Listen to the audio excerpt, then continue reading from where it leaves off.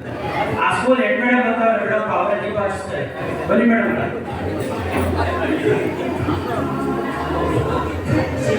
ದಯಮಾಡಿ ಶಾಲೆ ಮಕ್ಕಳು ಇಬ್ಬರು ಬರಬೇಕು. ಇಬ್ಬರು ಹೆಣ್ಮಕ್ಳು, ಇಬ್ಬರು ಹೆಣ್ಮಕ್ಳು.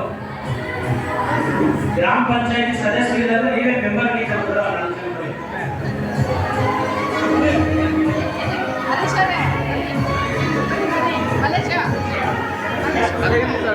ಎಲ್ಲ ಅಧಿಕಾರಿಗಳನ್ನ ಹಾಕಿರ್ತಾರೆ. ಎಲ್ಲ ಅಧಿಕಾರಿಗಳಲ್ಲಿ ನಮ್ಮಲ್ಲಿ ಇಲ್ಲಿ ಏನು ಕೊರತೆಗಳಿದೆ ಅಥವಾ ಏನು ತಮಗೆ ನೆಸೆಸಿಟಿ ಇದೆ ಅದನ್ನ ತಾವುಗಳು ಜನಗಳೇ ನೇರವಾಗಿ ಅವ್ರನ್ನ ಕೇಳ್ಕೊಂಡು ಅದನ್ನ ಬಗೆಹರಿಸ್ಕೊಳ್ಳೋ ಒಂದು ಅವಕಾಶ.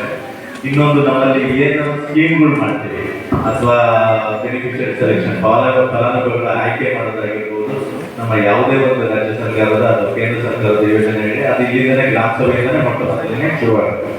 ಸೊ ಅದ ಎರಡು ಉದ್ದೇಶಗಳಿಂದ ಗ್ರಾಮ ಸಭೆ ಮಾಡ್ತೀವಿ.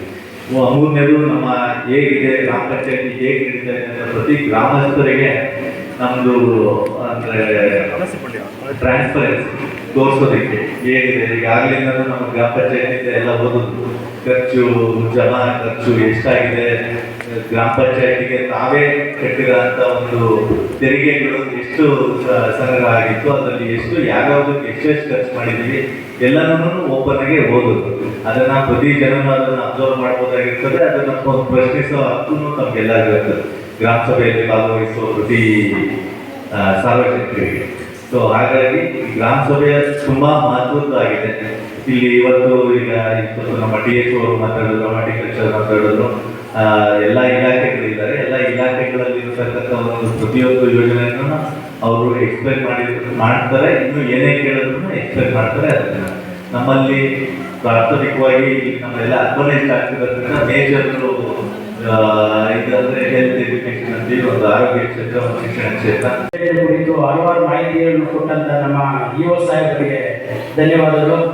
ಏನೀಗ ಕೇಂದ್ರ ಸರ್ಕಾರ ಮಾಡಿದೆ ಅದು SRI ಈ ತಿಂಗಳು 25ನೇ ತಾರೀಕಿಂದ ಬರ್ತಾ ಇದೆ.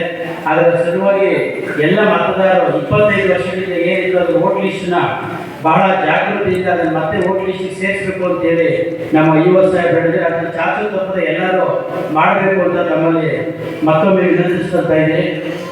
ಈಗ ಕಾರ್ಯಕ್ರಮದ ಕೊನೆಯ ಹಂತಕ್ಕೆ ಬಂದಿದೆ. ಈ ಕಾರ್ಯಕ್ರಮ ಆದಮೇಲೆ ತಿಂಡಿ ವ್ಯವಸ್ಥೆ ಇರ್ತದೆ, ದಯಮಾಡಿ ಎಲ್ಲರೂ ತಿಂಡಿ ಮಾಡ್ಬಿಟ್ಟು ಹೋಗಬೇಕು.